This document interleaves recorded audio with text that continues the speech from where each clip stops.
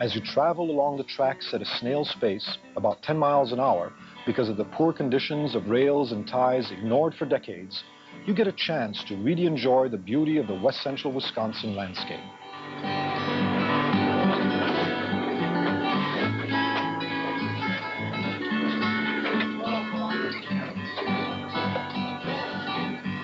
The Chippewa River Railroad, which started regular freight service between Eau Claire and Durand just last April, follows a route built during the last quarter of the 19th century. If you look at a map of Eau Claire, Dunn, and Pepin counties around 1890, you'll discover these very same tracks crossing lumbering country from east to west along the river towards the Mississippi. As happened to many short-line railroads, service on this 32-mile run was discontinued by the large but financially troubled Milwaukee Road. The State Department of Transportation purchased the line, and local management was granted to a specially formed Tri-County Transit Commission. But who would want to run a railroad these days? The decline of rail service in America is a well-known and unfortunate fact. To keep the railroad going, the commission found a man who loves trains, owns 3 locomotives, and whose name is reminiscent of a legendary hero in railroad folklore. You've heard about Casey Jones. Meet Chippewa River Railroad president and operator Clint Jones.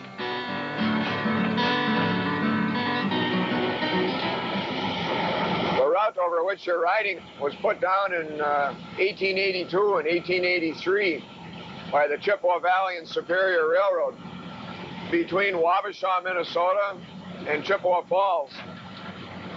And the line is pretty much on the original gradient, and in fact a lot of the original rail is still in place on this line. It isn't difficult at all to find rail marked 1882, 1883 from the Joliet Steelworks at various points up and down this little railroad. Of course, a lot of ties have been changed out through the years, but a lot more remain to be changed out, I'm afraid. You'll notice our slow speed through this area, and in fact over most of the line. That's due largely to the condition of the roadbed and the track, which problem we hope to overcome when we commence a rehabilitation program next year, and probably extending or spanning the next 3 years, 81 through 84. A lot of rail should be changed out, and a lot of ties will be renewed. The line should be surfaced and ballasted in places to permit a raising of the track speed above the 10 miles an hour that we're now able to enjoy. And of course, you can see the brush conditions on the line. That'll all be cut back, and drainage will be improved, and tie life greatly increased, certainly. The line has been allowed to deteriorate for many years now because of the Milwaukee's cash position, I'm sure, and the fact that this was a branch line of the type that carriers seek to rid themselves of, like most of the large railroads, except this is one branch line that survives as a short line railroad rather than having faced abandonment. At any rate, while the Milwaukee Road's predecessor companies acquired the Chippewa Valley and Superior 2 years after its construction. So this line is almost 100 years old. In another 2 years, it'll be celebrating a centennial of service to this area, which is a tradition that we'd like to see continue, certainly under our operation.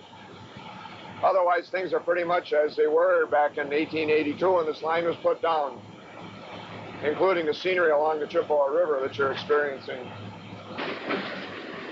The train ride along the river must have been something at the height of the lumbering era, when logging rafts floated downstream and steamboats plied their way upriver, carrying passengers and supplies to places like Meridian and Caryville and the logging camps by the riverside.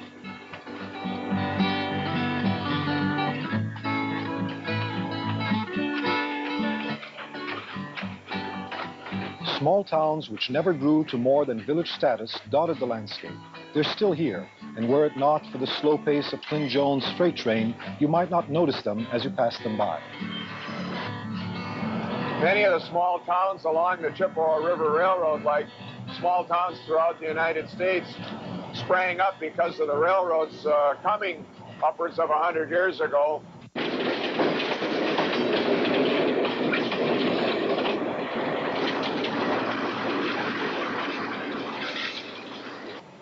Well, in station order from Eau Claire to Durand, we passed through Caryville, Meridian, and Red Cedar. That's really the extent of it. Settled as early as 1855, Caryville was once known as the village of Pierce after one George Schuyler Pierce. In 1892, a survey conducted for the Milwaukee Land Company was ordered by its president, John W. Cary. And so it is that the village came to be known as Caryville.